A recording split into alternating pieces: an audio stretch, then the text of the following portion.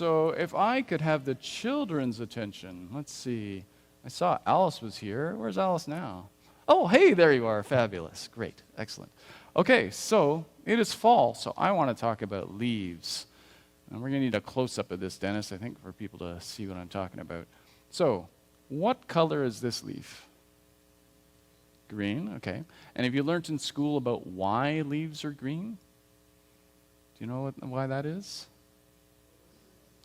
Yeah, photosynthesis, right. So leaves are green because there's a chemical in the leaf called chlorophyll.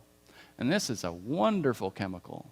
This chemical allows the leaf to work like a solar panel so that when the sunlight shines on it, it can take the energy from the sun and turn it into sugars, which becomes like part of the sap. It becomes the energy which allows the whole tree to grow. So leaves are just wonderful solar panels. But when the days grow short, the leaves decide, no, you know what? The tree decides, you know what? This isn't going to work very well anymore. So the leaves start turning colors.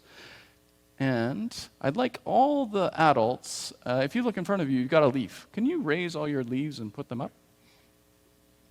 There we go. So Alice, if you could stand up and just take a look at all these leaves that people have got. What colors do you see?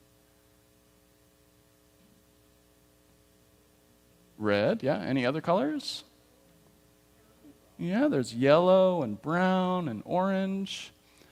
Now, the interesting thing about those colors is that we say that in fall, the leaves turn color as though they go from green to red or orange or yellow. But that's not actually what happens. In fact, those colors are in the leaf the whole time, but they're covered up by the green. Okay? So we're actually seeing the colors that were there the whole time, but they had been covered up. Now, I think that people are like leaves. We seem, on the outside, you see this, but on the inside, this is what we look like. We have all sorts of different colors and qualities inside of us which aren't so obvious most of the time.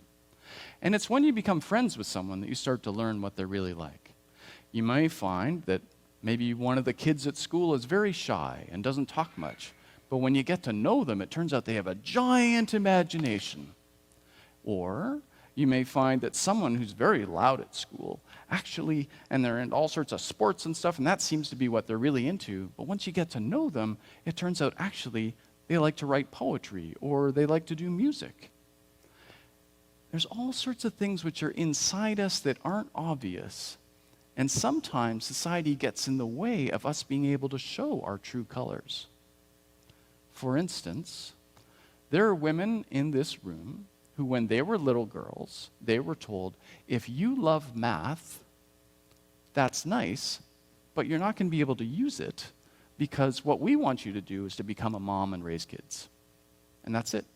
And if you really, really, really want to have a job, say back in the 40s and 50s, you could become a secretary until you got married. You could become a nurse until you got married.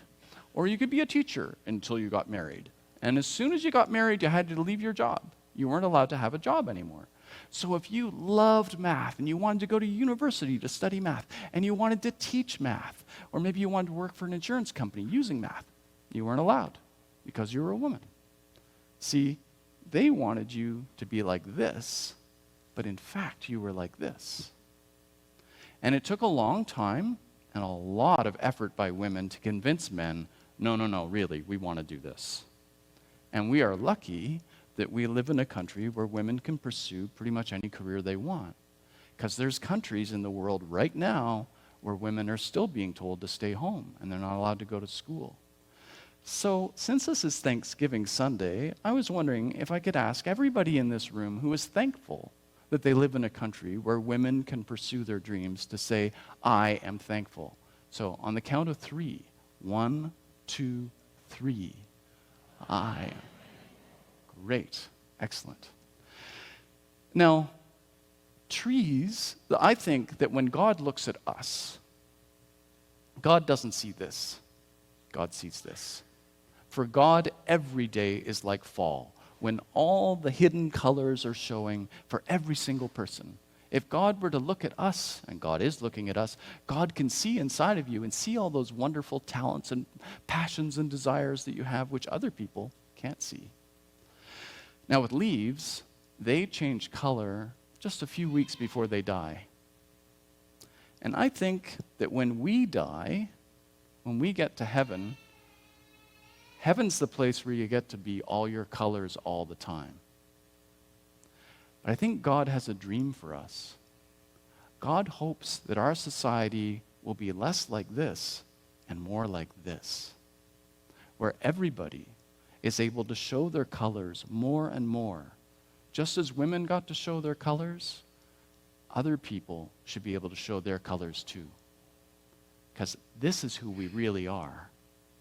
And that is a blessing.